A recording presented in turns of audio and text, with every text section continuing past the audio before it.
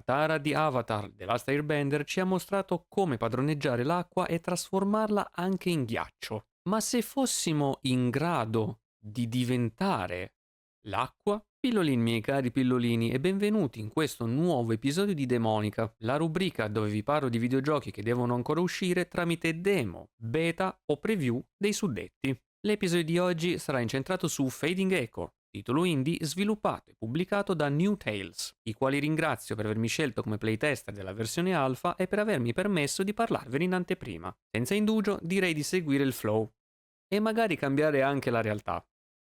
Come sempre, dopo la sigla.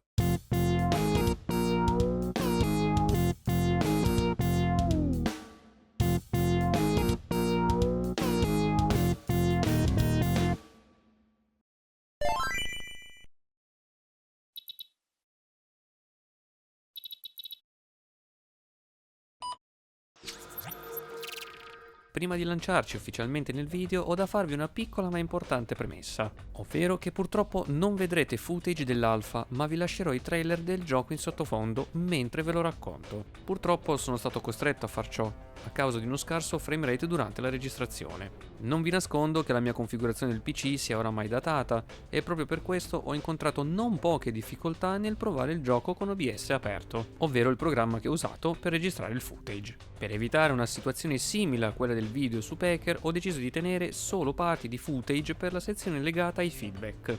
Sicuramente parte delle problematiche risiedono nell'alfa stessa, essendo una build del gioco non completa e rifinita, ma gran parte la attribuisco ad una mia mancanza.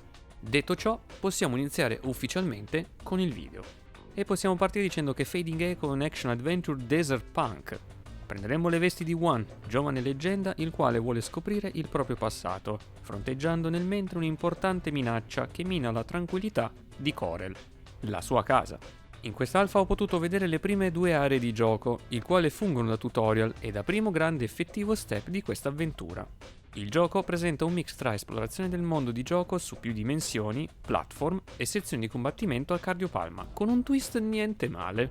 Quando fu presentato per la prima volta al Future Game Show di giugno aveva avuto dei sentori, ma dopo aver provato questa primissima parte del gioco posso dire di aver respirato profondamente un punto di congiunzione tra il retro e il moderno. Ci sono moltissimi richiami a grandi titoli del passato, ma altrettanti anche più moderni. Per questo motivo l'obiettivo degli sviluppatori è subito chiaro: presentare un'esperienza pregna di contenuto, che sia il più variegata possibile e che possa raggiungere una perfetta via di mezzo tra due modi di giocare, e anche due tipologie di generazione di videogiocatori, se vogliamo. Nonostante non possa ancora dire se ciò sia stato raggiunto, ciò che posso dirvi è che questa mission porta con sé grandi responsabilità e che, proseguendo con il video, vedremo insieme questi primi richiami citati. Parlandovi della trama, in questa alfa si è potuto vedere solo il concept generale, ovvero il seguente. Corel, il mondo in cui è ambientato il gioco, è minacciato da grossi squilibri naturali perpetrati dall'antica popolazione che l'abitava. L'utilizzo corrotto dell'energia primordiale di Corel sta, difatti, facendo lentamente marcire il mondo e il rischio che si arrivi ad uno zero assoluto diventa man mano sempre più preponderante. Per impedire ciò ci vengono introdotti le figure delle leggende, esseri umani i quali sono in grado di sfruttare una misteriosa forza, simile all'elemento dell'acqua e molto probabilmente collegata a Corel, per ristabilirne l'ordine naturale e fermare l'operato di questa antica gente. Noi prenderemo le vesti di One, giovane leggenda il quale è alla ricerca del proprio passato e che presto scoprirà di non essere una persona qualunque, ma che un grande cammino l'attende. Con lei ci sarà anche sua madre Ranne, potente e rinomata leggenda, nonché sua mentore, il quale la guiderà nei suoi primi passi e nella scoperta del suo potenziale nascosto. È un'antica presenza benevola simile ad un'IA e con una mente alveare, guida e punto chiave per le leggende e la buona riuscita della loro missione. Per essere un concept di trama devo dire che sia veramente tanto approfondito. In quest'alfa mi aspettavo di vedere molto meno dal lato di trama e molto di più dal lato di gameplay, ma sono più che piacevolmente colpito della cura degli sviluppatori nel farci vedere più a 360 gradi la loro opera, nonostante sia ancora in fase embrionale. Ulteriore elemento per cui sono colpito è proprio la trama stessa. Molto probabilmente sono take soggettivi, ma in ciò che ho visto ho avuto enormi richiami ad opere come Blade Runner, Mad Max e Dune per il tema Desert Punk, qualcosa di dark fantasy come The Dark Crystal, la saga di Legacy of Kain ed elementi di Oddworldiana fattura. E in ultima battuta Avatar, The Last Airbender, per la presenza importante degli elementi e la possibilità di usarli. In ogni caso ciò mi permette di capire che potrebbe riservarmi piacevoli sorprese e come, anche in questo caso, sia un perfetto esempio di come un qualcosa di già visto possa essere raccontato ancora con qualcosa di peculiare e soprattutto esclusivo. Già da qui ho cominciato a solidificare il mio pensiero sul gioco, che vedremo alla fine. Per i personaggi non ho molto da dire, data la sua natura di versione di prova. Per questo motivo mi soffermerò sul raccontarvi le mie impressioni che ho avuto su di loro nel corso dei dialoghi presenti. Partendo da One mi ha dato l'impressione della classica ragazza spaccone con la battuta pronta, elemento evidenziato anche dalle sue idol animation molto buffa, dove le cade la lancia dalle mani, mentre se la porta sulla spalla. Quando prima vi parlavo di un punto di incontro tra il vecchio ed il nuovo, penso che One giochi un ruolo importante perché mi ha dato proprio l'impressione di essere un tipo di personaggio ed eroina pensato più per un pubblico più giovane, anche se qualche elemento di slapstick humor è comunque presente. È ancora troppo presto per poter dire qualcosa di più su di lei, ma da ciò che ho visto confido nella buona riuscita del personaggio, che abbia una crescita graduale ed impattante. Già nelle prime battute di gioco sembra essere così, fortunatamente. Parlandovi di Ranne, invece, devo dire che mi abbia dato una piacevolissima prima impressione. Nonostante sia molto severa nei confronti di sua figlia, mostra comunque un lato genitoriale positivo, perché dimostra di tenere a One e questo diventa subito evidente nelle prime battute del gioco, dove le ricorda che non potrà salvarla o essere presente per sempre. Tramite le poche scene in cui lei è presente è riuscita a trasmettermi molto bene la sua figura di leggenda leggendaria, ma senza essere il classico stereotipo dell'eroe prezzolato, ma freddo e distaccato.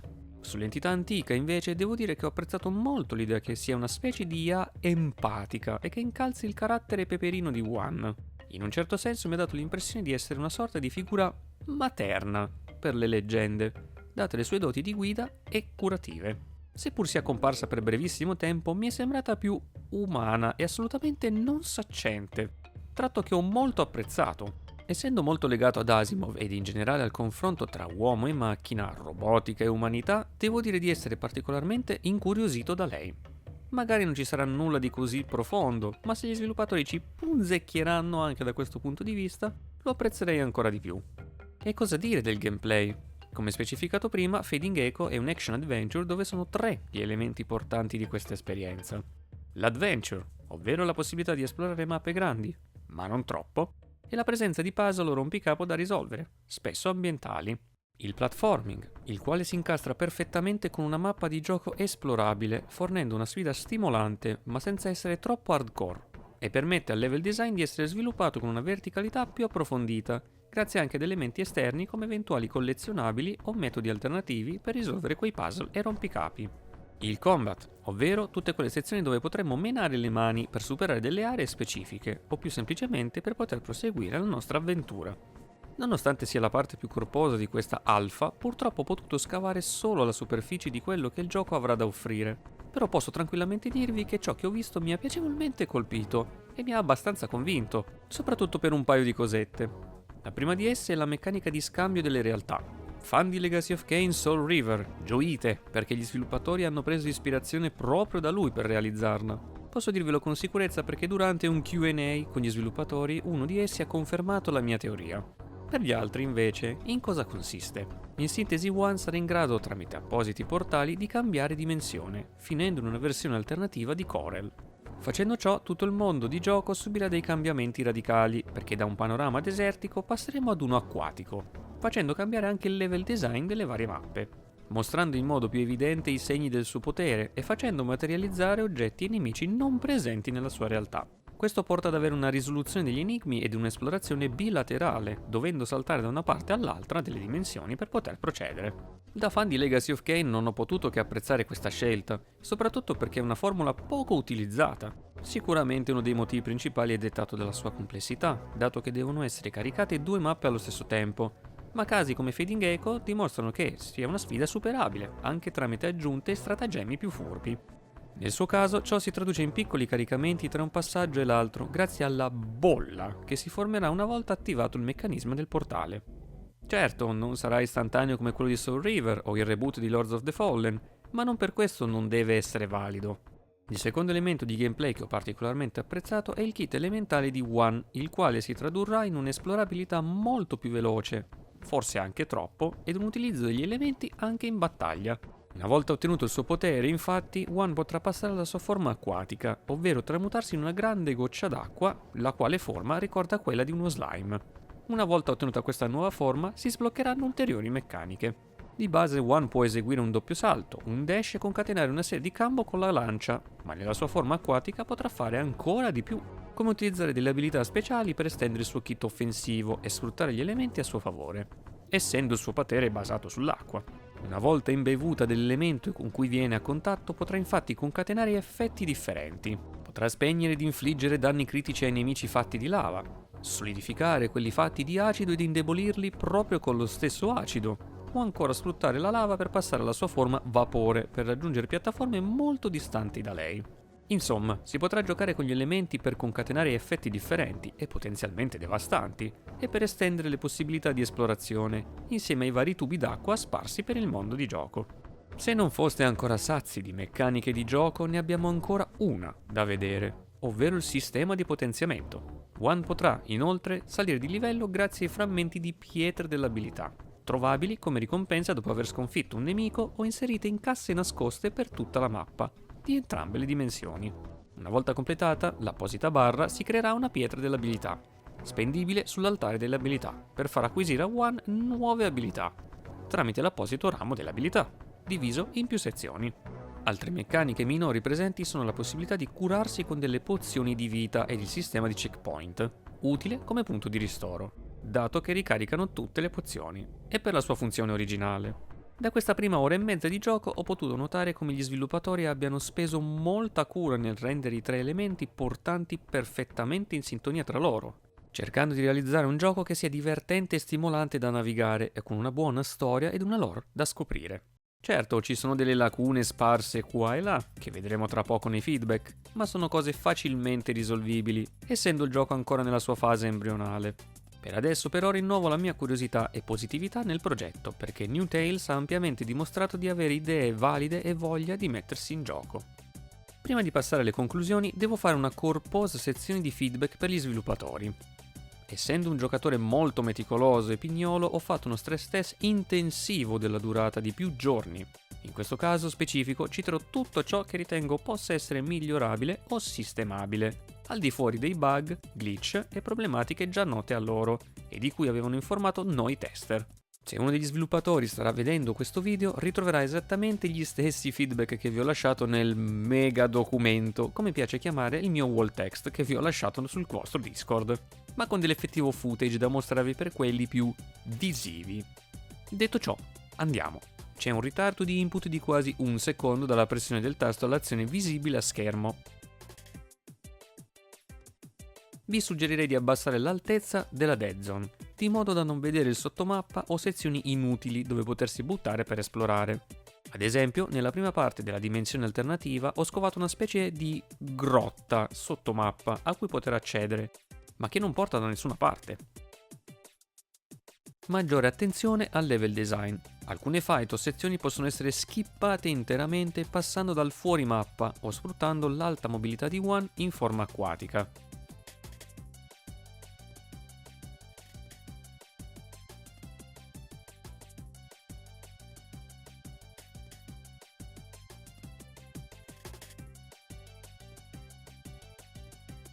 Suggerisco una maggior presenza e migliore distribuzione dei muri invisibili, di modo da non permettere al giocatore di uscire facilmente fuori dalla mappa.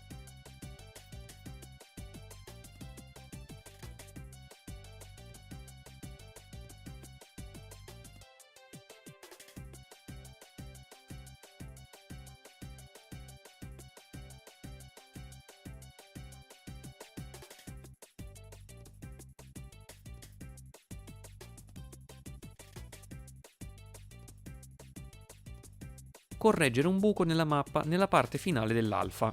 Come mostrato negli screenshot, c'è un piccolo buco nelle texture dove è possibile buttarsi fuori dalla mappa. Bilanciamento dei danni inflitti a One nei combattimenti. Attualmente ritengo che One sia un po' troppo in grado di tankare i danni, soprattutto data la generosità dei checkpoint che ricaricano le fiale di vita. Questo non spinge troppo il giocatore a sfruttare appieno gli elementi in tutte le arene in cui sono presenti, a proprio vantaggio, ma semplicemente menando le mani.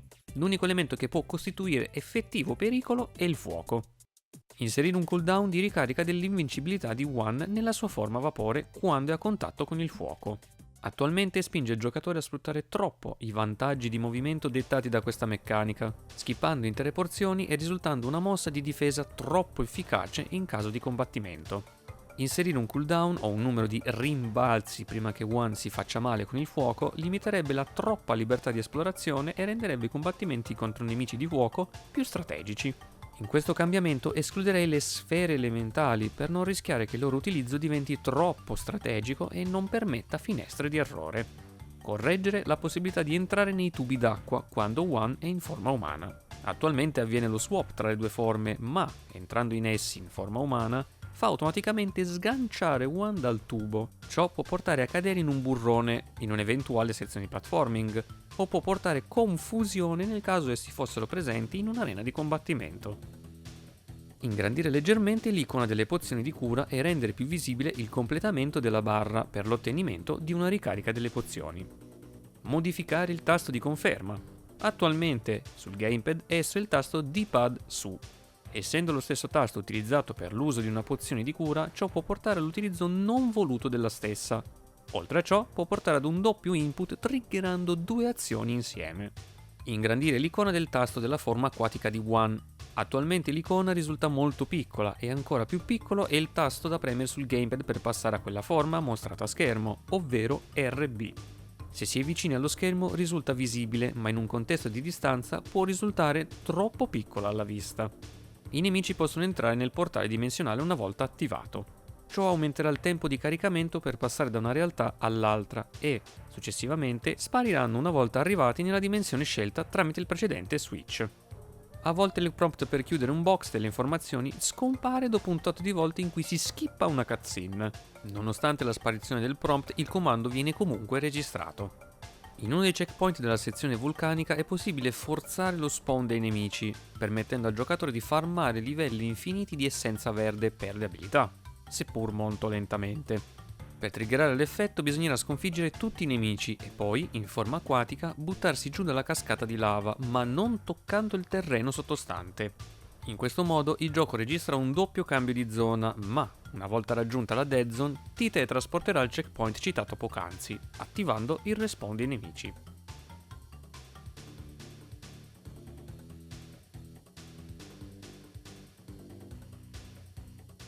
Tornando ai combattimenti, renderei più visibile l'area di attacco dei nemici. Attualmente può accadere che se un nemico ti attacca, ma sul terreno è presente il suo stesso elemento, il callout visivo venga nascosto dai colori, portando ad eventuali errori di schivata mancata o di schivata anticipata. Se possibile, delimiterei quelle parti con una traccia nera o con un colore neutro che possa risaltare su tutti gli altri colori, come il bianco.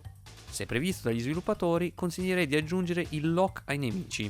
Per quanto visto nell'alfa, non è una cosa strettamente necessaria, ma, soprattutto nei combattimenti più corposi, il flow del combattimento tende a diventare un po' confusionario. Avendo la possibilità di loccare i nemici o di avere una telecamera più dinamica, può lenire considerevolmente quel senso di confusione.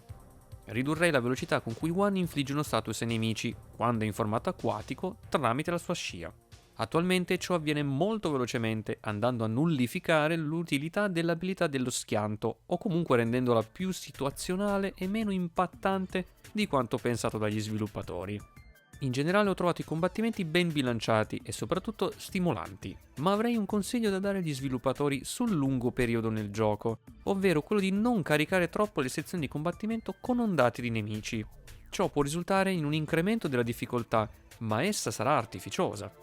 Il mio consiglio è di valutare bene il numero di nemici che affronteremo ogni volta e di sfruttare il più possibile le meccaniche di gioco, che si andranno man mano sbloccando, magari creando mix tra elementi che possiamo sfruttare sui nemici stessi per eliminarli più facilmente.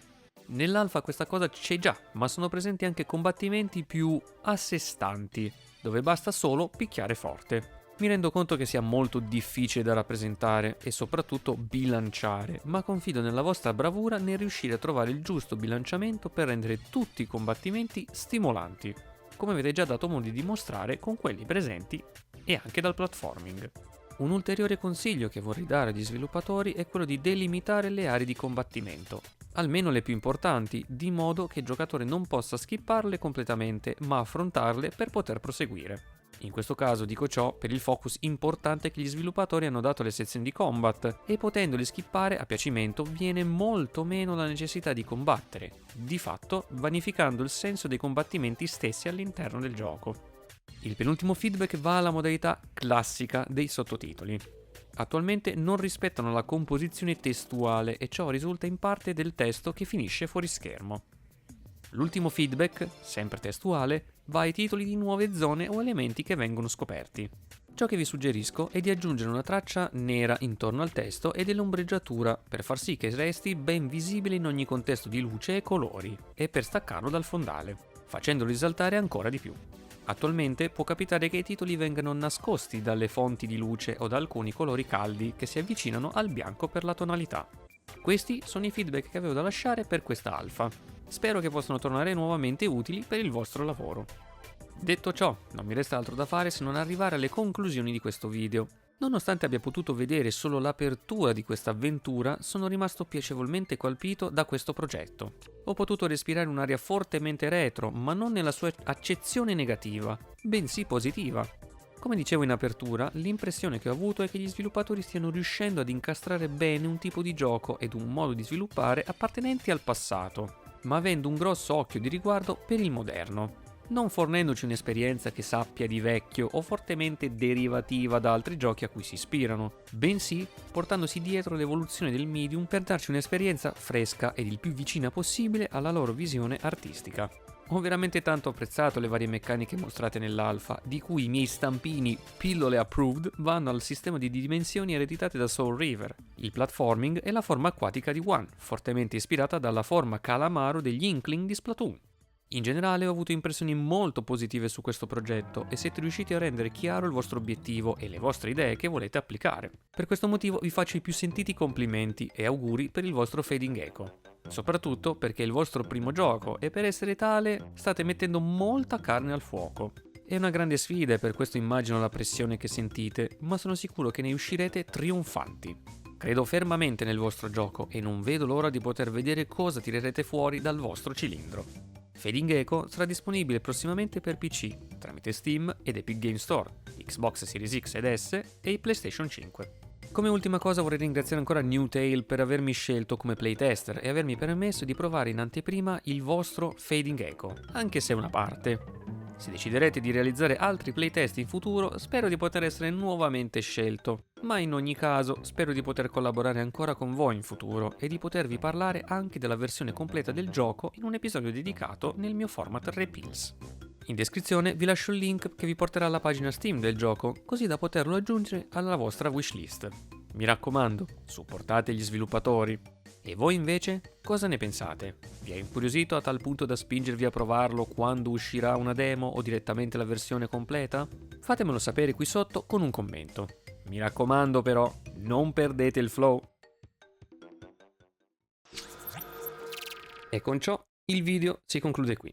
Spero che sia stato di tuo gradimento. Se così fosse, ti invito a lasciare un mi piace, iscriverti al canale, attivare la campanellina per essere sempre notificato o notificata sull'uscita di nuovi video e di condividerlo ai tuoi amici o ai tuoi cari. Inoltre, ti invito a passare anche dagli altri miei social per estendere gli orizzonti del canale. Trovi tutto quanto qui sotto in descrizione. Sono piccoli gesti che occupano poco tempo e che supportano il canale ed il progetto. Grazie. Detto ciò, dal vostro Pillole è tutto, ci rivediamo ad un prossimo video. Pillola out.